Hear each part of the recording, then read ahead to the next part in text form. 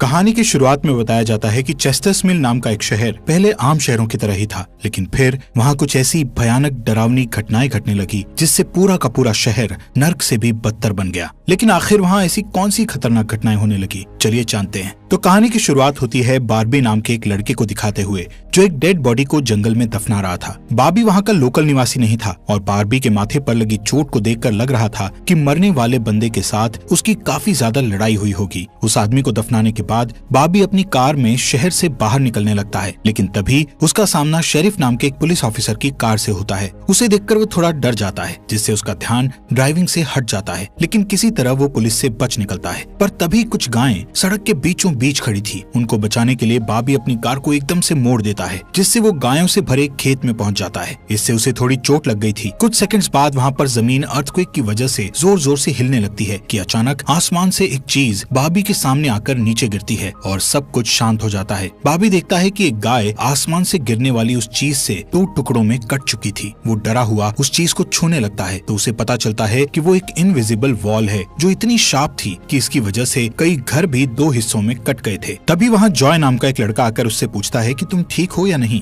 वो भी उस इनविजिबल दीवार को देखकर शॉक्ड रह जाता है। दूसरी तरफ शेरिफ और लिंडा को खबर मिलती है कि उस पूरे टाउन की पावर सप्लाई कट गई है, फोन लाइंस बंद हो गई हैं और इंटरनेट भी काम नहीं कर रहा है। यहाँ तक कि सारे सैटेलाइट कनेक्शंस भी काम करना बंद कर गए थे। तभी शहर के ऊपर से उड़ रहा एक प्लेन उस इनविजिबल वॉल से टकराकर क्रैश हो जाता है, जिसे देखकर लोग और भी ज्यादा घबरा गए थे। और ये बात कंफर्म हो जाती है कि ये सिर्फ एक इनविजिबल दीवार नहीं बल्कि एक राउंड शेप डोम यानी गुम्बद है जिसने आधे शहर को कवर कर लिया है। वहीं दूसरी साइड हम एक रेडियो स्टेशन पर फिल और उसकी असिस्टेंट डोडी को देखते हैं जो सिग्नल लाने की कोशिश कर रहे थे। वो दोनों थोड़ा कंफ्यूज थे कि अचानक सिग्नल क्यों चला गया। यहाँ पर फिल को लगता है कि ये अच्छा मौका है उनकी रेडियो रेटिंग्स को हाई करने का, इसलिए वो दोनों सिग्नल को ठीक करने में लग जाते हैं। वहीं एक फायर ट्रक डोम की दूसरी तरफ से आ रहा था, जिसे देख बार्बी ट्रक वाले को इस इनविजिबल वॉल की तरफ इशारा करता हुआ उसे रुकवाकर क्रैश होने से बचा लेता है। थोड़ी देर बाद वहाँ इन्वेस्टिगेशन करने के लिए कुछ पुलिस वाले आते हैं, पर इस इनविजिबल डोम को समझना उनके बस की बात नहीं थी। उसी समय वहाँ पर एक शहर का काउंसिलमैन जिसका नाम बिग जिम था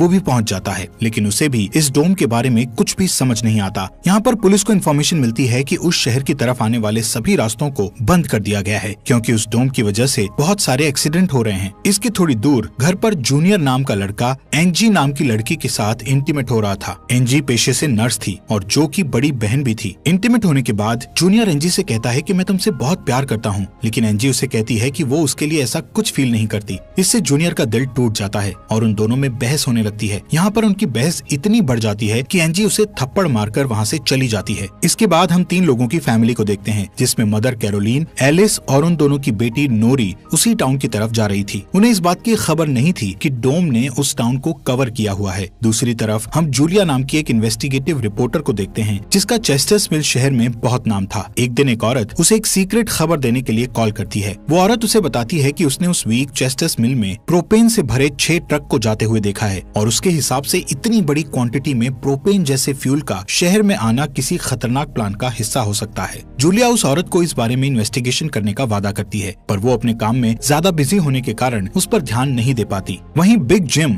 रेडियो स्टेशन जाकर इमरजेंसी की अनाउंसमेंट करता है। कैरोलीन जो एलिस और नॉरी के साथ शहर में आ रही थी ये अनाउंसमेंट सुन लेती है, पर उन्हें लगता है कि ये किसी तरह का एडवर्टीजमेंट है, इसलिए वो इस अनाउंसमेंट पर ध्यान नहीं देती और उनकी कार डोम से टकराते टकराते बचती है क्योंकि उससे पहले दूसरी तरफ से आ रहा एक ट्रक डोम से टकराकर क्रैश हो जाता है, जिसे देखकर वो तुरंत अपनी कार के ब्रेक लगा देती है। इतने बड़े इंसिडेंट को देखकर नॉरी के दौरे पड़ने लगते हैं, जिससे वो बेहोश हो जाती है, लेकिन बेहोश होने से पहले वो किसी पिंक स्टार के बारे में कहती है। अब यहाँ से नॉरी को जल्दी से हॉस्पिटल में ले जाया जाता है, जो कि टाउन में होने वाली घटनाओं से घायल हुए लोगों से भरा पड़ा था। वहीं जूलिया और बार्बी घायल हुए लोगों को हॉस्पिटल ला रहे थे। इसी हॉस्पिटल में जूलिया का हस्बैंड भी डॉक्टर था। वो उससे मिलने जाती है, लेकिन उस वक्त उसका हस्बैंड हॉस्पिटल में नहीं था। हॉस्पिटल में जूलिया को पता चलता है कि उसका हस्बैंड संडे को कभी काम नहीं करता था, पर वो जूलिया को हमेशा झूठ बोलता आ रहा था। हॉस्पिटल के बाहर हम बार्बी और एंजी को मिलते हुए देखते हैं। दोनों को साथ देखकर जूनियर के अंदर एक अलग सी जलन पैदा होती है। वहीं अब टाउन के बॉर्डर्स को सैनिकों द्वारा सील कर दिया जाता है।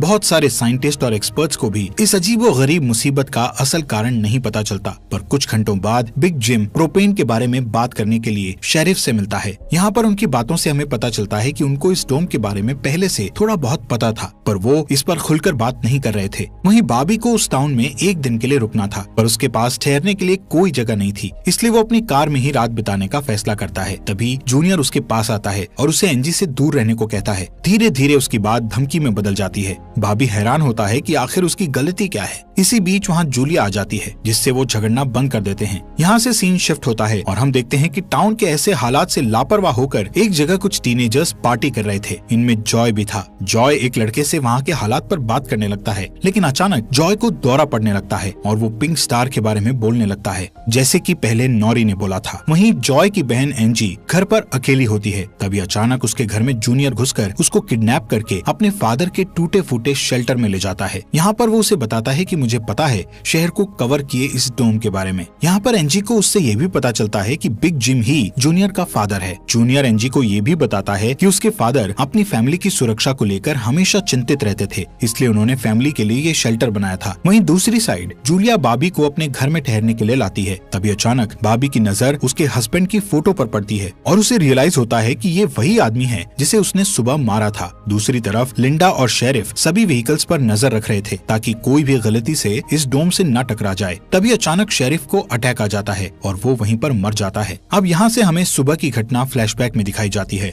जहाँ बॉबी टाउन में जूलिया के हस्बैंड जो डॉक्टर थे उनसे मिलने आया था। वो उनसे कुछ पेमेंट की बात करता है, पर डॉक्टर उसे पेमेंट देने से इनकार कर देता है, जिस वजह से उन दोनों में झगड़ा हो जाता है और एक्सीडेंटली बॉबी उसे गोली मार देता है। बॉबी जानता था कि भले ही उसने उसे गलती से मारा है, पर उसे इसकी सजा मिलेगी और इससे बचने के लिए उसने उसकी बॉडी को जंगल में दफना दिया। वहीं प्रेजेंट में सुबह उठकर बार्बी देखता है कि उसके गले की चेन गायब है, तो वो जूलिया से इसके बारे में पूछता है। जूलिया उससे कहती है कि वो उसकी चेन को ढूंढकर उसे दे देगी, पर तभी बॉबी को याद आता है कि वो चेन उस केबिन में ही गिर गया था जहाँ उसने उसके पति को मारा था। उधर जॉय अपने फ्रेंड बेन के साथ था, जिसने पिछली रात सीजर के वक्त उसकी मदद की थी। बेन जॉय से पिंक स्टार के बारे में पूछता है, जो उसने रात को दौरा पड़ते वक्त कहा था, लेकिन जॉय को उसके बारे में कुछ भी याद नहीं आ रहा था। वहीं रेडियो स्टेशन में डोडी एक स्पेशल डिवाइस की मदद से डोम के बाहर वाले लोगों से कांटेक्ट करने में सक्सेसफुल हो जाती है। वो सोल्जर्स को आपस में बात करते हुए सुन सकती थी, पर वो उनसे कुछ नहीं कहती। वहाँ सोल्जर्स भी कंफ्यूज थे कि आखिर ये इनविजिबल वॉल क्या है। दूसरी तरफ बिग जिम रेस्टोरेंट में बैठा ब्रेकफास्ट कर रहा होता है कि लिंडा वहाँ आकर उसे शेरिफ के मरने की खबर सुनाती है, जिससे वो लोग तुरंत बंकर में डेड बॉडीज को दफनाने वाले के पास जाते हैं, जिसका नाम लेस्टर था। उधर एंजी शेल्टर में किसी को मदद के लिए बुलाने की पूरी कोशिश करती है, पर वो कामयाब नहीं होती। तभी जॉय वहाँ आता है और उसे चेन के जरिए बेड से बांध देता है। वहीं बिग जिम लेस्टर को अपने साथ लेकर आता है, जो कि शेरिफ का ही दोस्त था। शेरिफ की मौत से वो बहुत दुखी और परेशान हो जाता है। जब लिंडा उनके आसपास नहीं होती, तब वो और बिग जिम पिछले महीने होने वाले प्रोपेन के इंपोर्ट के बारे में बात करते हैं कि प्रोपेन के इंपोर्ट में उन तीनों का ही हाथ था और उन्होंने टाउन वालों से ये बात छुपाई थी। शेरिफ की मौत से ये कंफर्म हो गया था कि वो उनकी इन्वॉल्वमेंट के बारे में किसी को कुछ नहीं बता पाएगा, जो कि उनके लिए अच्छी खबर भी थी। उसी दिन बाद में लिंडा पुलिस स्टेशन आती है तो देखती है कि बिग जिम शेरिफ के ऑफिस में कुछ ढूंढ रहा है। लिंडा की पूछने पर जिम उसे कहता है कि वो वहाँ शेरिफ की वसीयत के पेपर्स ढूंढ रहा है, लेकिन असल में वो वहाँ प्रोपेन के इंपोर्ट से जुड़े पेपर्स को ढूंढने आया था, जो उसे और लेस्टर को परेशानी में डाल सकते थे। वो तुरंत बाहर आकर शेरिफ को बताता है कि मुझे लगता है वो पेपर शेरिफ के घर में होंगे, जिन्हें लाने के लिए वो लेस्टर को तुरंत उसके घर भेजता है। इसी बीच जूलिया जल्दी से रेडियो स्टेशन पर डोडी के पास जाती है, जहाँ वो देखती है कि वो लोग डिवाइस के जरिए डोम के बाहर खड़े सैनिकों की बातचीत सुन सकते हैं। उनकी बात सुनने पर जूलिया को पता चलता है कि वो लोग जमीन खोदकर डोम को बाहर निकालने की कोशिश कर रहे हैं, पर वो इस काम में कामयाब नहीं हो पा रहे हैं। इसके बाद जूलिया रेडियो के जरिए पूरे टाउन में डोम वाली खबर को फैला देती है, जिससे लोगों में डर पैदा हो जाता है और लोग घबरा जाते हैं। वहीं जॉय और बेन बॉर्डर के पास साइंटिस्ट को अपना काम करते हुए देखते हैं। साइंटिस्ट ये देखते हैं कि डोम के ऊपर पानी का क्या असर होता है, पर उन्हें ज्यादा कुछ समझ नहीं आ रहा था, जिससे वो किसी नतीजे पर नहीं पहुंच पाते। वहीं जॉय देखता है कि ये डोम एक छलनी की तरह है। वो बेन से बताता है कि इस डोम में से बिल्कुल मामूली सा पानी आर पार जा सकता है। दूसरी ओर बार्बी अपनी चेन ढूंढने जूलिया के हस्बैंड डॉक्टर के केबिन में जाता है। वहाँ उसे उसका चेन मिल जाता है, पर तभी जूनियर वहाँ आकर उसे देख लेता है। जूनियर उससे पूछता है कि क्या तुम एंजी के साथ सोए थे। यहाँ पर बार्बी को लगता है कि शायद उसने उसे चेन ढूंढते हुए देख लिया है और इसीलिए वो जूनियर को ऐसे ही वहाँ से जाने नहीं दे सकता था, इसलिए वो जूनियर को बहुत बुरी तरह से पीटने लगता है। वहीं हम देखते हैं कि लेस्टर शेरिफ के घर पहुंचकर प्रोपेन इंपोर्ट के पेपर्स को ढूंढने लगता है। कुछ टाइम बाद उसे वो पेपर्स ड्रॉवर में मिल जाते हैं, तभी वो उन्हें जला देता है। जब वो वहाँ से जाने लगता है तो उसका पैर लगने से पेपर्स की आग घर के पर्दों पर लग जाती है, जिससे आग की लपटें पूरे घर में फैल जाती हैं और पूरा घर जलने लगता है, जिसे देखकर जल्दी ही बहुत सारे लोग जमा हो जाते हैं और आग बुझाने की कोशिश करते हैं, पर फायर ट्रक के बिना आग बुझाना नामुमकिन था। अगर वो लोग घर को जलने देते तो डोम के अंदर का टेम्परेचर बहुत बढ़ जाता, जिससे लोगों की जानें भी जा सकती थी, इसलिए सब मिलकर आग बुझाने में लग जाते हैं। बॉबी लोगों को आग बुझाने में लीड करता है। तभी लिंडा को घर के अंदर से लेस्टर की चीखने की आवाजें सुनाई देती है। वो अंदर जाकर उसे घसीट कर बाहर निकाल लाती है और इलाज के लिए डॉक्टर के पास भेज देती है। यहाँ पर लोगों को आग बुझाने में 1 घंटे के बाद भी कामयाबी नहीं मिलती, उल्टा आग और भड़क जाती है। आखिर में जिम लोडर लेकर आता है और घर को गिरा देता है। तब कहीं जाकर आग शांत होती है। इसके बाद सारे थके हुए लोग इकट्ठा होते हैं। उनमें से पॉल नाम का एक पुलिस वाला फ्रस्ट्रेट होकर कहता है कि हम सभी लोग इस डोम से कभी भी बाहर नहीं निकल पाएंगे, क्योंकि ये डोम आग से जो धुआं निकला है उसे बाहर नहीं निकलने दे रहा। वो कहता है कि हम सभी इस डोम के अंदर ही मरने वाले हैं। इतना कहता हुआ वो हवा में गोली चला देता है, जो कि डोम से टकराकर एक दूसरे पुलिस वाले को लग जाती है और वो तुरंत मर जाता है। यहाँ पर पॉल को अरेस्ट कर लिया जाता है। अंधेरा होने पर जॉय और उसके दोस्त स्केटिंग के लिए जाते हैं। तभी वहाँ पर नोरी जॉय के पास आकर उसे कहती है कि उसे अपना फोन चार्ज करना है। जॉय उसे अपने घर ले जाता है, क्योंकि उसके घर में जनरेटर था, जो कि उस टाउन के गिने चुने घरों में ही था। उधर लिंडा पॉल को जेल लेकर आती है। वहाँ कुछ लोग पुलिस स्टेशन के बाहर प्रोटेस्ट कर रहे थे। असल में वो लोग पुलिस के घटिया सिस्टम का विरोध कर रहे थे। जिम उन सबको ये कहकर शांत करता है कि जरूरत पड़ने पर उन सबकी मदद की जाएगी। लॉकअप में बंद होने के बाद पॉल को हार्ट अटैक आ जाता है, जिससे लिंडा उसकी मदद के लिए दौड़कर अंदर जाती है, लेकिन तभी उसे पता चलता है कि पॉल सिर्फ अटैक आने की एक्टिंग कर रहा था। इसी मौके का फायदा उठाकर पॉल उसे धकेलकर उसे लॉकअप में बंद करके वहाँ से भाग जाता है। इधर बंकर में जूनियर फिर से एनजी के पास जाता है। एनजी समझ चुकी थी कि अगर उसे यहाँ से निकलना है तो उसे जूनियर को झूठे जाल में फंसाना पड़ेगा, इसीलिए वो उससे अपने बचपन की यादें साझा करती है, जब वो दोनों एक बंद टनल में जाया करते थे, और कहती है कि हो सकता है डोम का टनल पर कोई असर नहीं हुआ हो तो वो लोग बाहर जा सकते हैं। यहाँ पर एनजी सोचती है कि अब वो उसके प्यार के जाल में फंस गया है तो शायद वो उसे छोड़ दे, लेकिन ऐसा कुछ नहीं होता। जूनियर अकेले ही उस टनल में जाने का प्लान बनाता है। वहीं जिम जब पुलिस स्टेशन में आता है तो पॉल की जगह लिंडा को लॉकअप में बंद देखता है। वो तुरंत उसे लॉकअप से बाहर निकालता है। उन्हें पता चलता है कि पॉल अपने साथ एक राइफल और कुछ गोलियां लेकर गया है। लिंडा तुरंत उसकी तलाश में जंगल की ओर निकल जाती है, क्योंकि उसे पता था कि पॉल अक्सर शिकार करने जंगल की तरफ जाया करता था। वहीं जिम पॉल को पकड़ने के लिए एक टीम तैयार करता है। उधर रेस्टोरेंट में बैठी कैरोलीन को नॉरी की फिक्र हो रही थी, क्योंकि वो पिछली रात अपनी दोनों मदर्स को बिना बताए जॉय के घर रुक गई थी। वहीं जिम लोगों से पॉल को तलाश करने के लिए उसकी टीम ज्वाइन करने को कहता है। वो बॉबी से भी उनके साथ चलने को कहता है, क्योंकि वो आग बुझाने में अच्छा लीडर साबित हुआ था। इसके बाद वो लोग जंगल में जाने लगते हैं। रास्ते में बार्बी अपनी खूबियां दिखाता हुआ उनसे कहता है कि वो मिलिट्री में भी रह चुका है। वहीं दूसरी ओर जूलिया जूनियर को टनल की तरफ जाते हुए देखती है। वो उसे रोककर पूछती है कि वो बैग पैक करके कहाँ जा रहा है, लेकिन जूनियर बहुत जल्दी में था और वो नर्वस भी था। वो कहता है कि मैं बस यहीं पास में अपने दोस्त से मिलने जा रहा हूँ। इससे जूलिया का शक उस पर और भी बढ़ जाता है और वो उसका पीछा करती हुई टनल तक पहुँच जाती है। उधर जॉय के घर पर जॉय और नॉरी साथ में नाश्ता कर रहे थे। जॉय पहले कभी किसी लड़की के साथ अकेला नहीं रहा था, इसलिए थोड़ा नर्वस फील कर रहा था, जबकि नॉरी कॉन्फिडेंट थी और बातचीत में भी हाजिर जवाब थी। तभी बेन और 2 लड़कियों को अपने साथ लेकर उसके घर आ जाता है, जिन्हें फोन चार्ज करना था। उन्हें इम्प्रेस करने के लिए बेन को जनरेटर यूज करना था, जिसके लिए जॉय बेन को थोड़ी बेदिली से इजाजत दे देता है, क्योंकि उस टाउन में जनरेटर एक बहुत काम की चीज थी और इस तरह उसका मिसयूज करना उसे सही नहीं लग रहा था।